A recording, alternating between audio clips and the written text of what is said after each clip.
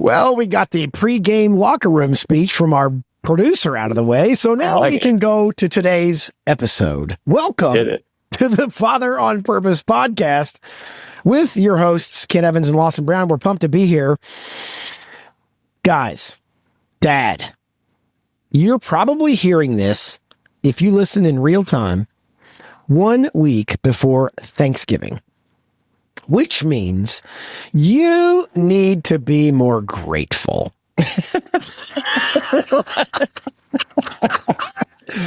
You need to be more. That is not in the show notes. Today is Attitude Adjustment podcast. If you're listening episode. Before Thanksgiving, you stink. Exactly. No, but hey, today we're going to talk about gratitude.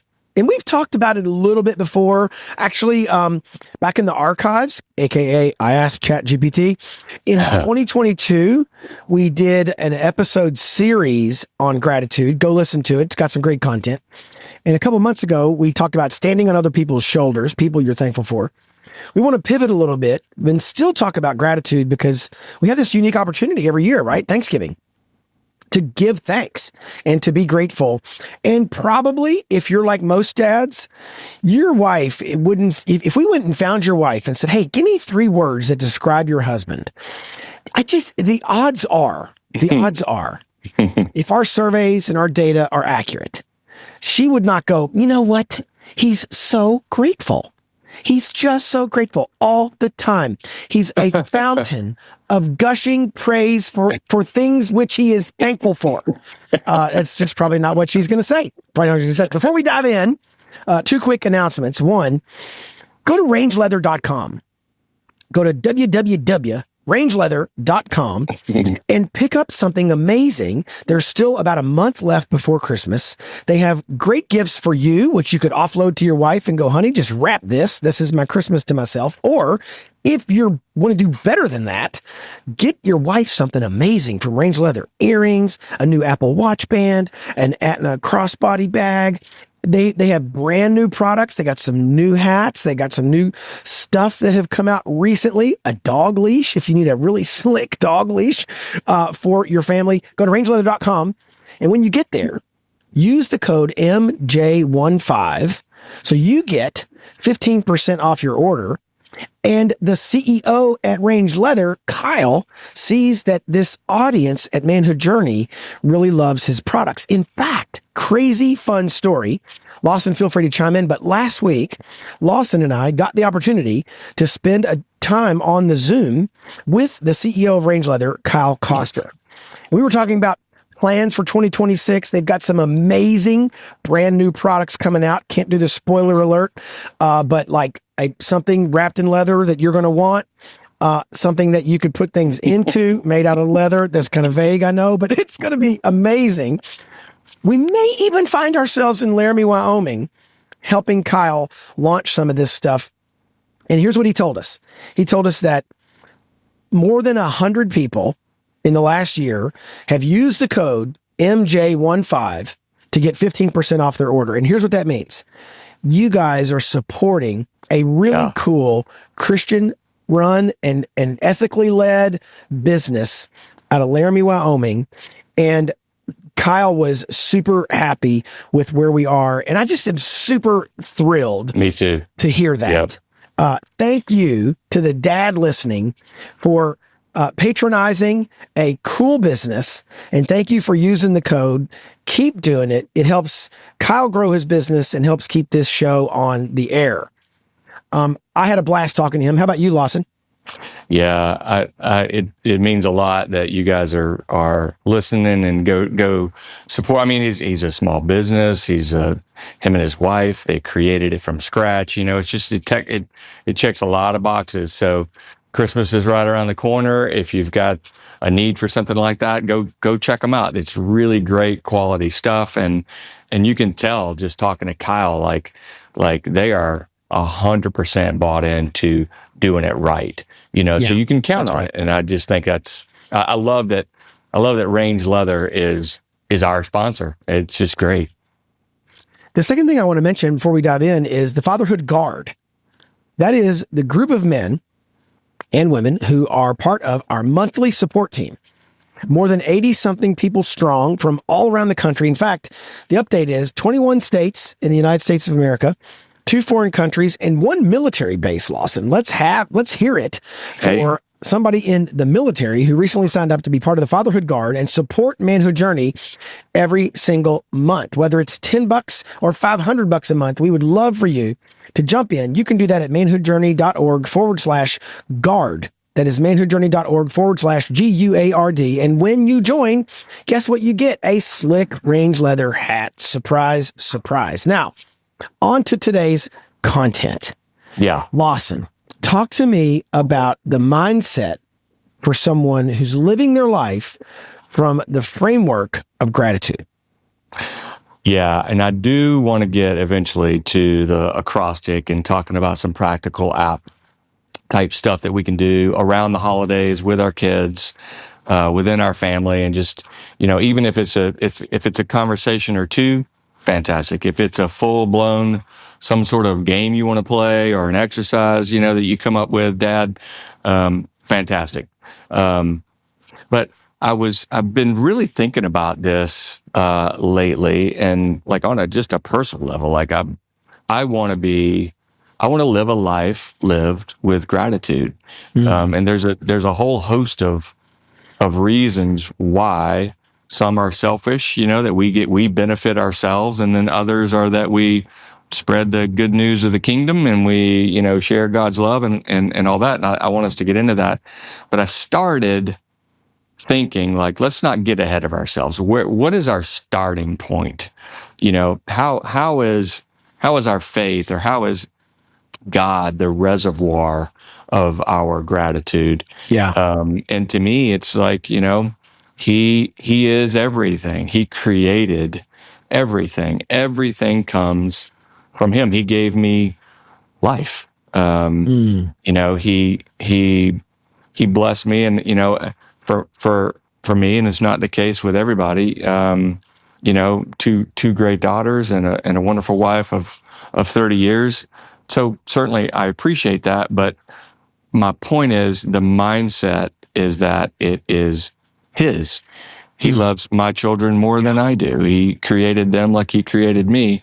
And, another point that kind of goes with that, and I don't really know exactly how this fit in. I thought about it and I wrote it down in church Sunday, was that He offers me gifts, each of us. He offers me gifts, and sometimes I don't accept them.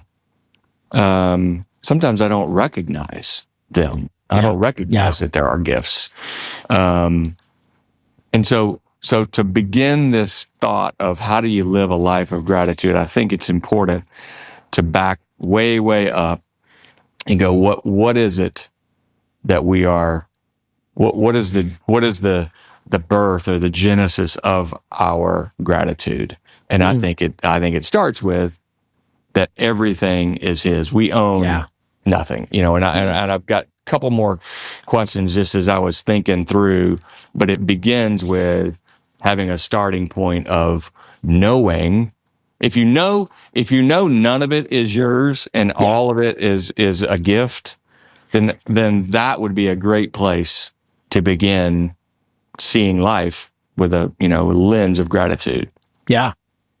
Man, if you were just to start with the question, what all in my life is a gift from God? And the answer is all of it. So just start writing it all down. It's amazing. Even what's funny is, as we were starting today's show, the technology for today went off without a hitch. No problem. We got on, we started recording, Alex hit the button. It's fantastic. Last week, we were like almost to 40 minutes trying to work out. Right. I mean, we didn't record stuff. We should have hit record just for fun, just to watch an episode go terribly wrong back in the kitchen. So painful. And it was like, if this were a restaurant, there was flour spilling and there was a grease fire, like all of it. It was a train wreck technologically. And we got to 11:40 Eastern, and we're like, all right, we have run out of time for today's show. I'm grateful that technology worked today. I'm grateful that it worked. But what's funny, it truly is little things, and I also wonder, I don't know why this thought came to me, but like what can I give back to God? Sure. One of the worship songs Sunday was what can I offer that is fit for a king? Like Right. if you believe nothing is ours, we could give him a gift. We could hold it in our hands and go, here it is, God, I give this to you. But it's his. We're not giving it to him. We're opening our hands and maybe living like that, knowing that it's his anyway. But there's nothing that there's absolutely nothing I can give him except, I don't want to get to that point yet. The result of realizing that there's nothing that I can offer that is fit for a king is simply thanksgiving. I'm just thankful that I get to have that. Well, in the spirit of Christmas, Lawson and I have been busy little elves in the North Pole. I don't know where this is going. Working on a gratitude acrostic. I think it's an acrostic when you use the first letters to create words. That's what I've known. An acronym. Yeah. Anyway, so I think it's an acrostic. So for each of the words, each of the letters in the word gratitude, we have a word and a Bible verse to go with it. So we'll put them in the show notes in the event that you're driving or mowing your lawn or going on a run right now, listening to this podcast, so that you don't have to write it all down. But you probably do want to write it down. This stuff is gold, man. This is gold. And like I said, Lawson and I have been busy elves at the North Pole working on this acrostic. Lawson, let me propose this. Let's run them through every single word, and then let's double back and go one at a time. You want to take the list, or you want me to? Yeah, I'll go. So, I actually, this just kind of came out of list. The next word out of your mouth should be G stands for. Got it. Wow, we got some coaching going on today. All right, so the word is grateful. G, grace. R, reflection. A, appreciation. T, thanksgiving. E, empathy. Faith is the F. I've also thought of freedom because you can't start editing now. We were back at the workshop and we went to. U is understanding, and L. L is love. L is loser for Kent, my host. Grace. G for grace. Recognize the grace you've received. One of the verses, and you could go find 100 that have to do with grace, right? It's the whole New Testament. But one of them is from John 1. As John is talking about, in the beginning was the Word, and the Word was God, the Word was with God. He goes on to say, for from his fullness we have all received grace upon grace. I've often looked, Lawson, at the idea of grace as some things, like if you give me $100 and I start handing it out in $1 bills, I have less and less money, right? Like just the math is, I started with X and then I go down as I give it away. I think grace works in the opposite. I think the more you give it away, the more you give other people grace, the more you seem to have it. Even the more that has been given to you. It's like when Jesus told the one guy, some people have been forgiven little and they love little. Some people have been forgiven much and they love much. And I just think of this idea that as I give grace away, as I extend grace to people around me, it seems like when I turn around and look, there's more in the vault. It's this weird, almost like it defies the laws of physics, where the more I give it away, the more of it I seem to have. Yeah, I think a heart of grace and then gratitude and just living a life that is, a grateful life. Those things go together. Doesn't mean it's easy. I think there's some people that it's real easy to be gracious to them. And then there's other people that are difficult, it's just something we deal with. I had a friend Paul called me this weekend because Friday night they had a kind of a minor conflict with a thing that they were doing in their little neighborhood, hanging out in the driveway, and one thing led to another. Somebody said something, didn't realize it. It hurt somebody else's feelings, and their little huddle up didn't end well. And he was telling me, you know, like I don't really even know. It was he was the one that kind of I guess the other person thought that Paul did something. He didn't see. Paul didn't see that he did. He missed it. He's like, I don't know what in the world he reacted to. But what he did was he chose to go and be graceful, you know, and gracious. And so he was like, you know, look, I don't know what I did. I apologize. And the apology was sort of accepted, but still not like it wasn't received. I'll say this: the way Paul described it, the guy didn't receive it himself with grace. And still, you know, Paul's still scratching his head like, all right, whatever. He didn't even accept my apology, but I still don't know what I did, but I apologized anyway. And I was like, man, good for you. That probably was not easy. But you know, I think you're right. I think when you do something like that, God just refills you with more grace. Yeah. You know, it's interesting. I go through seasons where, like at work, right, where I do what I do, my job, my manhood journey, I'll have people who make commitments and then they do or don't follow through with them. And what's interesting is kind of how they do or don't follow through with them, right? In other words, some people will be apologetic and say, man, I'm so sorry. I blew this, my bad. I had this happen not long ago.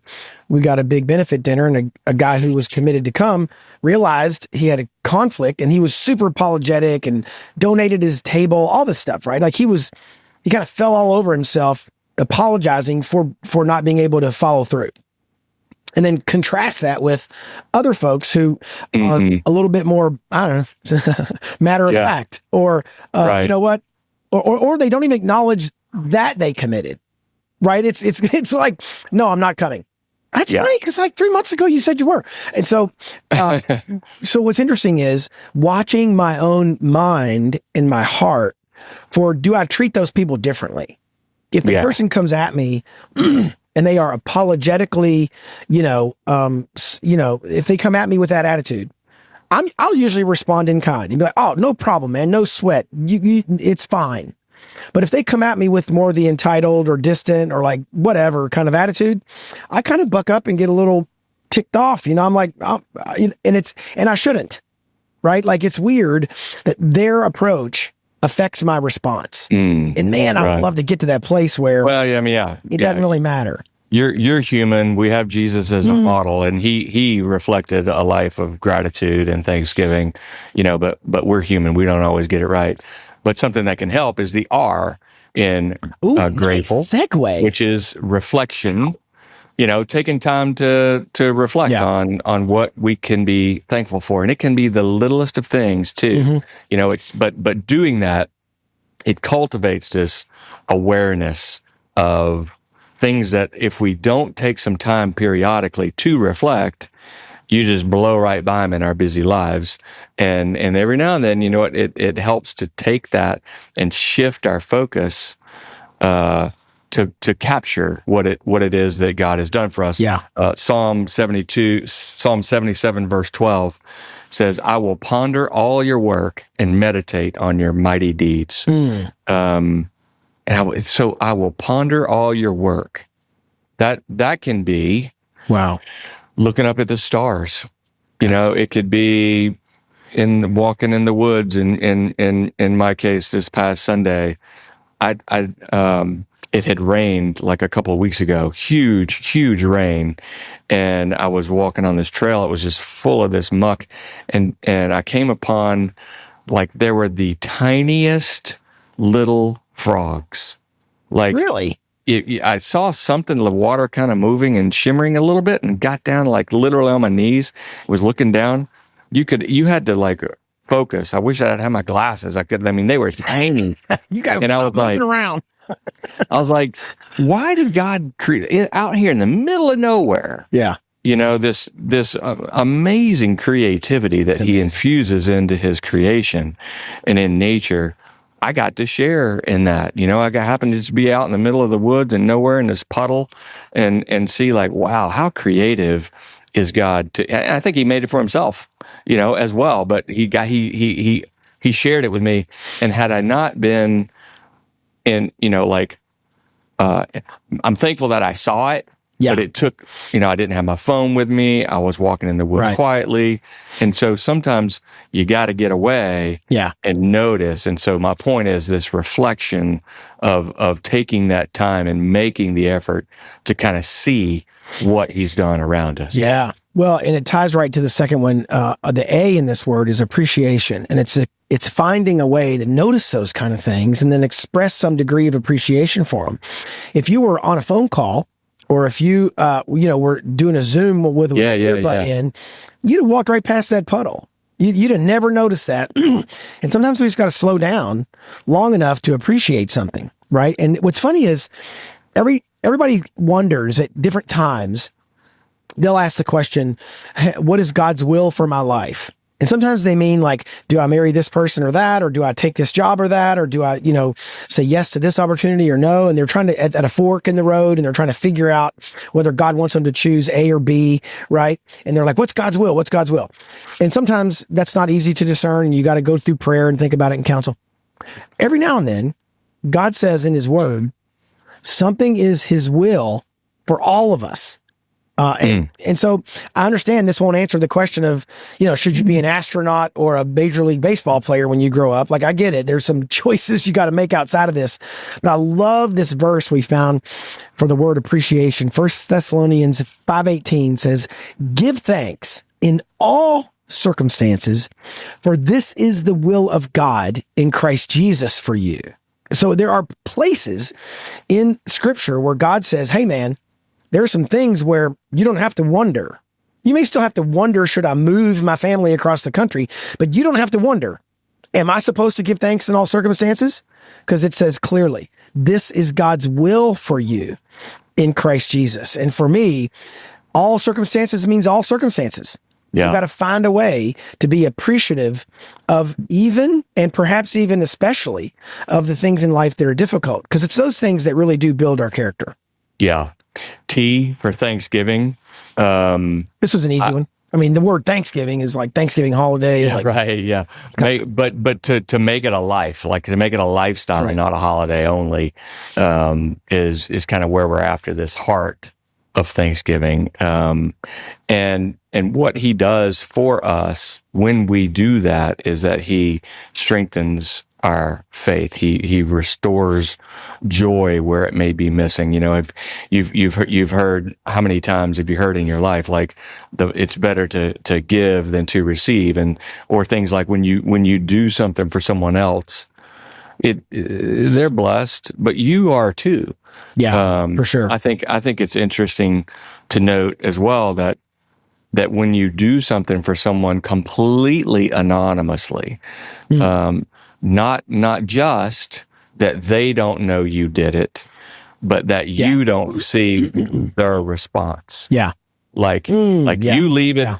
You leave it in God's hands. You do something for someone, they won't know it's you, and you don't get to see how they saw it or experienced it. That is living that open-handed life of sharing what God gave you. It's that other person's as much as it is yours. Well, one time I did something anonymously, and I'd like to describe it so I could get credit for it. No, I'm just kidding. I'm not going to do it. Thanksgiving, who it reminds me of? My wife, April, for the last, 10 plus years, has been keeping a gratitude journal. And so every day she'll write down 1, 2, 5, 10, 20 things she's thankful for. And some days it's really small things, thankful for a cup of coffee or thankful for a warm fire. It could be something simple. Some days it's really complex and big things. And years ago we were doing homemade Christmas presents. And she had told me over and over again that she found that the Greek word for Thanksgiving was Eucharisteo, means to be grateful or to be thankful. And so I carved the word Eucharisteo out of this big foam thing. We've still got it in our kitchen. And so we're reminded often of the idea of being thankful. And that all really started with April. And I think she read a book by Ann Voskamp back in the day. And that book spurred on, and April has become one of the most thankful people that I know by just keeping that list and keeping that discipline. The E in our word, gratitude, the E in our word, grateful, the E in our word, grateful is the word empathy. Empathy. Romans 12 says, rejoice with those who rejoice and weep with those who weep. And what I wonder is, for a dad listening, I'll bet one of those two things comes more or less naturally to you. So like, for example, you, Lawson, you are really good at rejoicing with those who rejoice. And I don't mean that you're not good at weeping with those who weep. I just mean you're one of those people where if I have good news, there's a small group of people I'll share it with. There's some guys I share my good news with, and all they want to do is trump it, right? Beat it. They want to go, oh, man, you got a donor for $5,000, man. Yeah, I remember, it reminds me of that time I got one for $10,000. And they just want to like up. And what's interesting, they don't have the capacity, or they don't know, or they're just misguided, or they didn't have their coffee yet, whatever. I'll give them, as many back doors as you want, but it's just not triggering in their head to rejoice with those who rejoice. And sometimes we just need to go, man, good for you. Like, that is awesome that worked out great for you. There's also times when we need to weep with those who weep, when they're just in a tough spot, man, and it's difficult. And we don't have a lot of words. We probably don't have any words that make any sense. We just need it's the ministry of presence, right? Just physically being there to weep with those who weep. And I kind of wonder which one, Dad, as you're listening, if I say rejoice with those who rejoice and weep with those who weep, are there one of those you're better at or worse at? And could empathy be one of the keys that unlocks that for you? Ooh, yeah, for sure. Because when you are growing in your empathy, it's like you begin to understand, even though you may not have even experienced something that someone's going through. Right. You put yourself as best you can in their shoes. And if you're seeking to understand that, sometimes that's enough. It helps you listen better. It helps you remember them in prayer. It helps you remember to reach out to them, and it doesn't have to be that you fix it. It's just that you remember, and that they know they're not alone. The F in grateful is faith. Gratitude and faith are deeply intertwined. We talked several episodes ago about like a heart of gratitude and entitlement can't coexist, but gratitude and faith are like kind of go together. That's trusting in God's provision and goodness, which fuels a grateful heart, and I think spurs us to be not just grateful or thankful, but to understand it in a way that causes us to be generous with anything, with compliments, with what little we may have. We had a cool story. There's a guy on YouTube called, his name is Jimmy Darts, and our church had him come in and speak.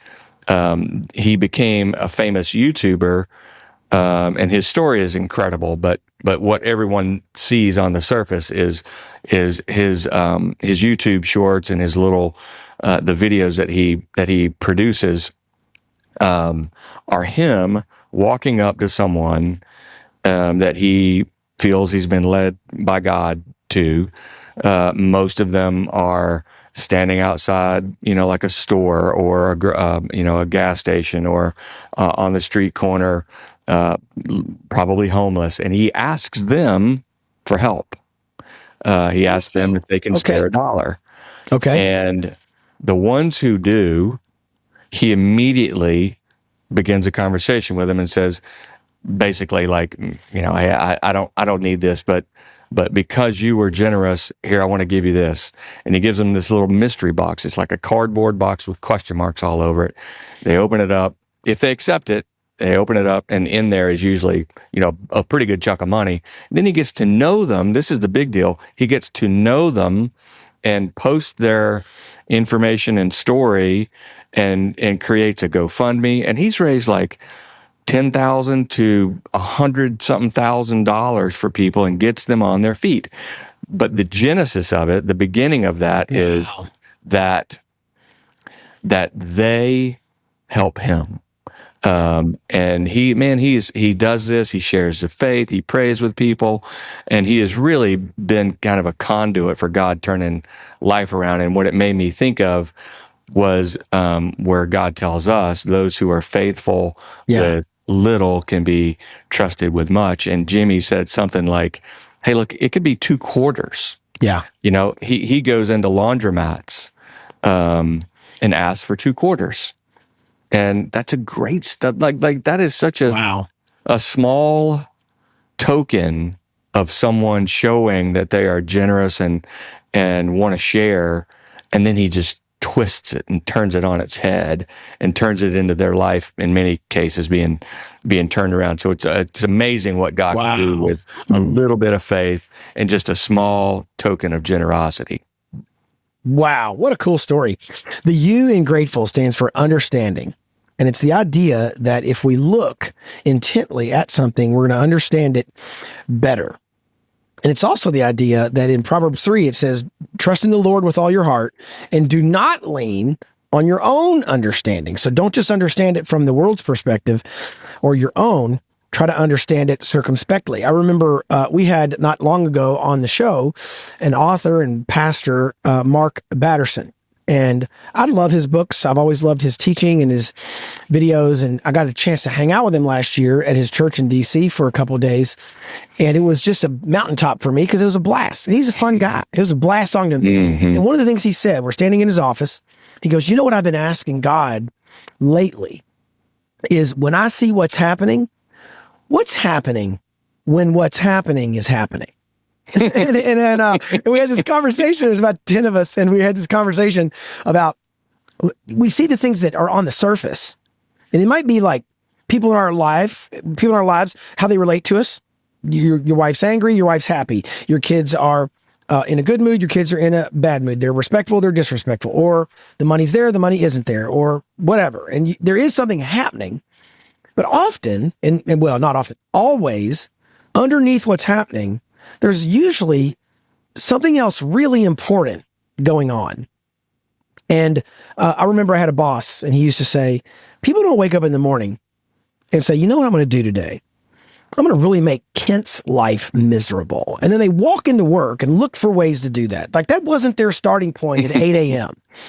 So when somebody does something, it may be out of character, maybe odd, maybe like, man, Lawson was kind of like chippy that phone call, and he's never that way. And for me to then go, wait a minute, so something's going on. Yeah. What's going on when what's going on is going on? And I think for me as both a husband, as a dad, even as a ministry leader, I will have very specific, like intentional number targets for our ministry, or download targets for this podcast, or donor development goals that we set, right? And then if we miss them, or we got, 30 people come into this event and 3 of them back out, I'm like, oh, shoot, that's 3 less people.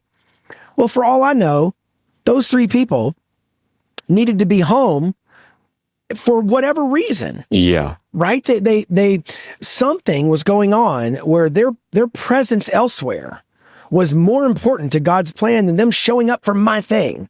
Like it's so focused on my thing. Yeah. And I don't understand. And so the U in this word grateful is understanding, and it can lead to gratitude, because then you can hold your hands out and go, hey, God, I wanted X number of people at our benefit dinner, and we're going to have X minus 10. However, I'm sure there's a great reason for that, and I'm going to seek to understand that. And when I do, I'm just grateful as opposed to being entitled. There you go.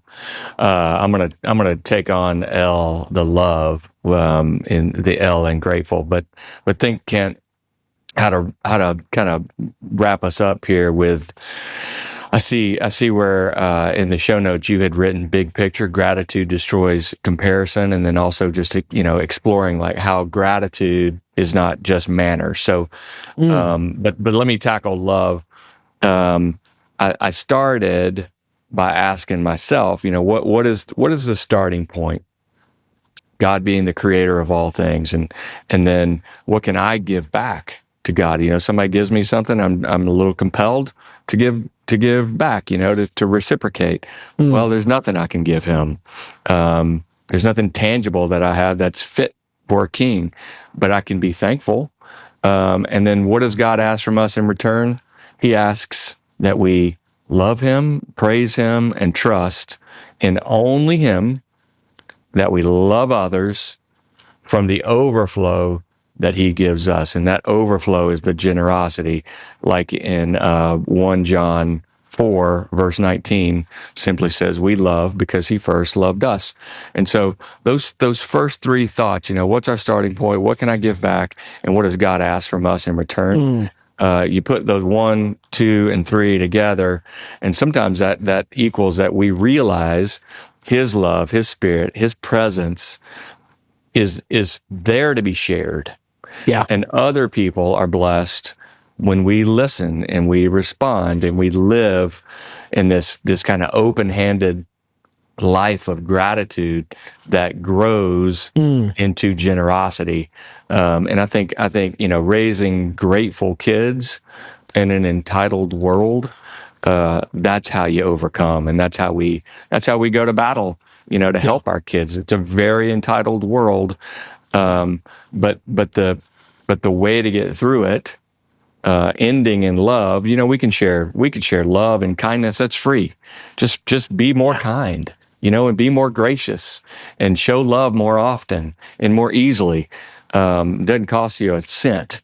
And that's, I think, where we can answer this. How do we raise our kids to be grateful in an entitled world? But man, I'll turn it over to you to wrap us up here with that. I just didn't want us to forget that, because I love that you wrote that gratitude destroys comparison and entitlement. Yeah. What I think is fascinating about the idea of gratitude is that I remember when I first read the book Mere Christianity. It's probably 20 years ago now. And it was the first time I got at least a glimpse, and I don't pretend to understand it all the way, but I got a glimpse. In that book, C.S. Lewis talks about how God sits outside of time, and that time started at the foundation of the world, and time is going to end. Like, time is a time-bound invention. And there's a date on God's calendar when there will be no more time the way we understand it. It's the beginning of the story and the end of the story from a time standpoint, creation to the second coming and the new heavens and the new earth. And I just remember getting a glimpse of that in the book Mere Christianity for the first time. And it reminded me that everything we do, we live marching forward in a time-bound ecosystem. It's like seconds, minutes, hours, days, weeks, months, years.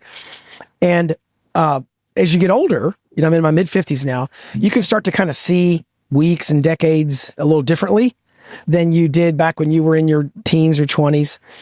And here's what I want to remind the dad listening. Being grateful does not have to be connected to your circumstances if you fully trust the author of time. If you fully trust him. I have 3 friends, one of whom we've had on this podcast, who all lost their wives in either their 40s or early 50s. Their wives passed away. One had a couple year battle, kind of saw it coming, but the other 2 were like almost overnight, like something happened very sudden, and then the next day or week or 2, their wife was gone. And I look back at that, and I've watched these 3 men walk through life in a way that is not like happy-go-lucky. Like, they weren't just like la-di-da, nothing happened, who cares? That's not at all. But I watch these guys. In fact, one of them, who I spoke to the day after his wife died, the day after, the first thing out of his mouth were, man, I have seen God show up in so many ways these last 24 hours.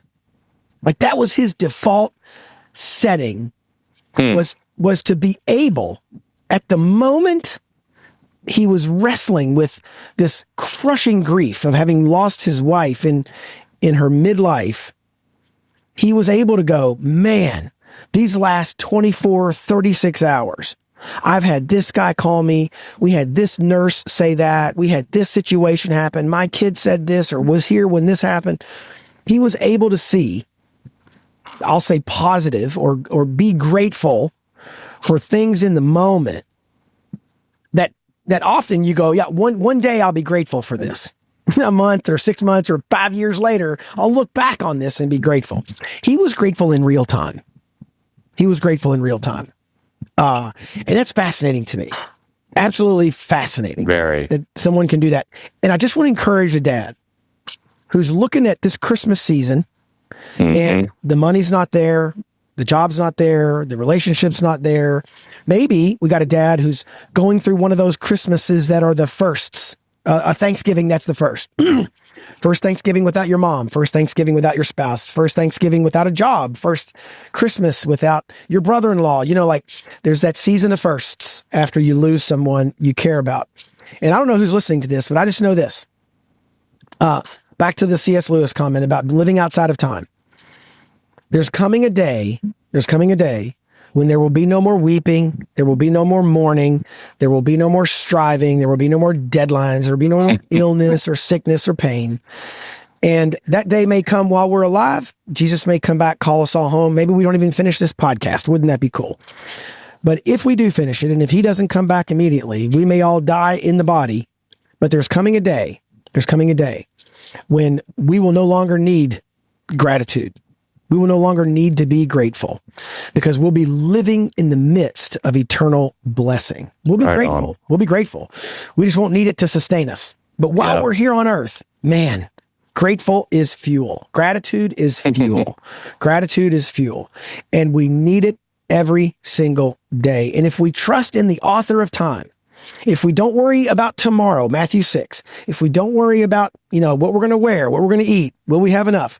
If we don't worry about that, we can just focus on being grateful. So dad, go be present with your family. Be fully there.